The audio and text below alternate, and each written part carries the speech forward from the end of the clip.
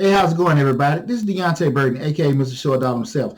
Listen, I've been getting a lot of inquiries in regards to how to fill out a Form 2202, which is the SBA form for the Schedule of Liabilities.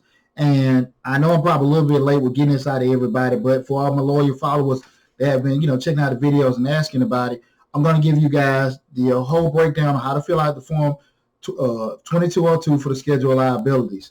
Okay, before we get started, and again, I am Deonte Burden, aka Mr. Short Dollar himself. Make sure you subscribe to the YouTube channel, Mr. Short Dollar, where we talk about personal finance, business, entrepreneurship, and real estate investing. Okay, now while we're going to this, let me get you guys on the screen with everything. I'm gonna move my little handsome face to the side. And right here, what we have is the form of 2202. And here, let me see. What I want to do is kind of just go over the basically, how to fill out the Form 2202. You got a lot of you guys know I'm accountant by profession, so a lot of this stuff is relatively easy, but I can easily see if you're not really familiar on, how to do this kind of stuff or some of the terminology or questions, how you can get lost. Okay, here, just looking at it, basically what this is with its schedule liabilities, the SBA just want to see a listing of all the liability loans that you have out in accordance with your business. Okay. Now, a couple things before we get started. I just want to kind of give a couple precursors with everything. The first thing being, when we're looking at, before you fill this form out, I just want to just go on the side of be as honest as possible. Don't try to put in stuff that that you're hoping they don't find out about or anything like that. Keep in mind, they're going to find out. Okay. And at the end of the day, if you need the money, we don't want to miss the opportunity of you getting the money because you left some information off. Okay, so we want to be as honest as possible. Okay, second thing, we want to be as detailed as possible. Okay, as we go through this information, make sure you got the right information down. Not you think, not you hope, not you remember exactly what you have, in regards to the different liabilities that you have out. Okay, listen now. The third thing I want you guys to just make sure when you're doing this kind of stuff is that make sure you double check to look at any kind of spellings, misspellings, or anything like that, any kind of transpositions, or you maybe put a number in the wrong place. Make sure all that information is there, okay? We definitely want to get that because, again, we don't want to get denied for any kind of loan or anything because we just made a simple mistake on our end, okay? But just, again, this is with Form 2202. It is like they're just asking for a listing of the different liabilities you have. Hey, one more thing before I forget. The example I'm going to give is pretty much an example of a company, fictitious company I've made, ABC Investments, LLC.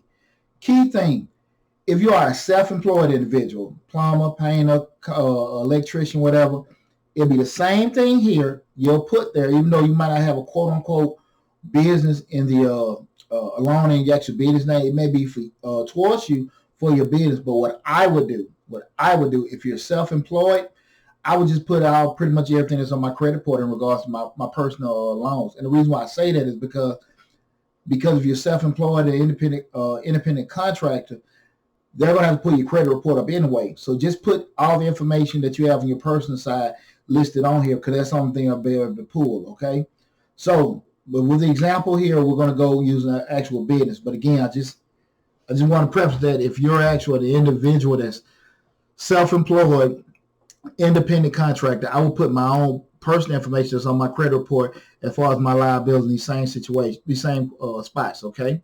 Now let's just go through everything now. Right here we say application name, pretty much self-explanatory. I made a fictitious company, ABC Investments LLC. Put that there. I put a date in, October 1st, 2020. Okay. Then we go down here to the different columns. Right here, you have the name of creditor. Okay. Right here, and what I wanted to do was, this is what I wanted to do. I want to give 3 different examples in regards to just your basic installment loan. That could be just like you buy like furniture, a car, and just a basic installment loan that going over a certain period of time you'll have. A Visa card, which was, and also, kind of like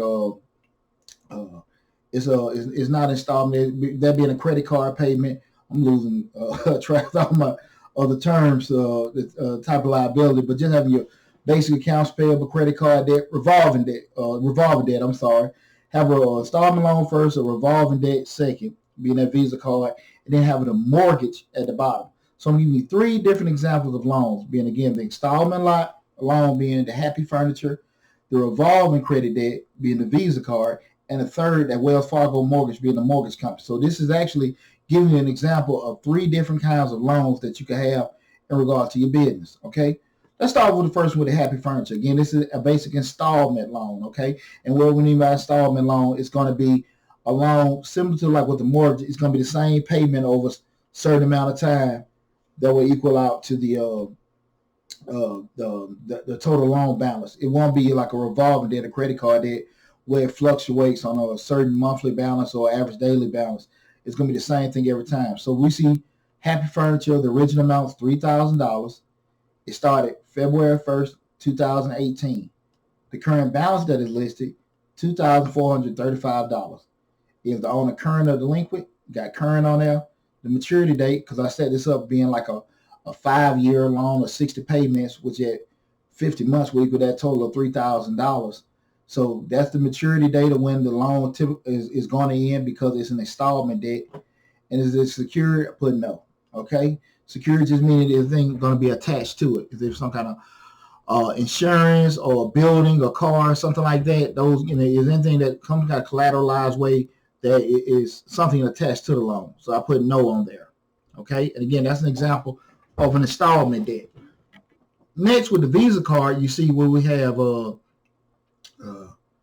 this is again an example of revolving debt. Got a $4,000 Visa card.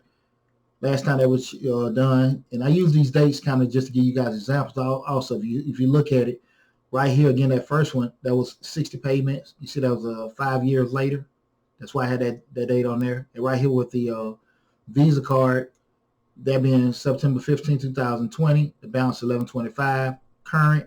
And then if you move over, you see right here on that maturity date, that's the next month, and the monthly payment that is due is $75. Okay. And then as the security, I put no on there, okay? Last, we'll go down again. This is an example of a mortgage payment. Again, I want to give you 3 different examples, again, of the installment debt, the revolving debt, and the mortgage payment. Right here, you see that Wells Fargo mortgage for $125, right? $125,000. The loan was started on November 30th, 2015. The current balance is $108,000. Current. Maturity date, November 30th, 2045, which is like a 30-year mortgage. The basically monthly payment is $985. The security being a building, because it's looking like it's a mortgage for a building that was done. Again, it's 3 different examples I want to give you guys. And keep in mind, again, it's the same thing to say if you're an independent contractor. But again, this is everything that's associated with ABC Investments right here. Okay, but if you're an independent contractor, just put the same information. But I just get all the information that's already on my credit report, okay? Down below here, the only thing you got to do is just sign your John Hancock, put your title, owner, president, vice president, whoever the person that you authorized to be able to fill these particular documents out, and that's it. Pretty simple. But like I said, again, I can see easily if you don't do this particular work, you can get confused with doing that, okay? And that's pretty much how simple it is to break down, fill out a form. 2202 for the SBA, especially when you're trying to get your disaster loan. They just want to see that schedule of liability. That's all it takes to do that. Okay, switch back here. Here's the deal, guys. I just want to kind of rehash a couple things that I said initially, because this is one of the problems, even when you have it filled out the proper way. I want you guys to make sure you take your time. Make sure the information is accurate. Remember, we're not going on thoughts. I hope, I think, I wish. I kind of remember, no, we want to get the exact numbers to put in there, okay? We do not want to lose the opportunity to get money because we don't have forms filled out accurately, okay? Make sure everything's thorough. Make sure we don't have any kind of misspellings, no kind of transpositions, anything like that. We want to make sure everything is accurate that's on there. Also, again, remember, if you're an independent contractor, I will go on the side of putting the information that's on my credit report, because that, again, the schedule of liabilities pretty much is asking all your actual liabilities that are associated with the quote-unquote business, okay?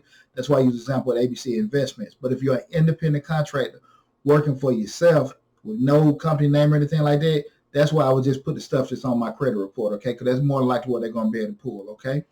I hope they got the information benefited you guys. It was my simple breakdown of the SBA Form 2202. If you got any questions, just leave them in the comments below. But again, I need you to make sure just stay abreast of everything. Hit that $ in the bottom right-hand corner so you can subscribe to Mr. Short Dollar. Well, again, we talk about personal finance, business, entrepreneurship, and real estate investing. Take care, you guys. I look forward to hearing back from you.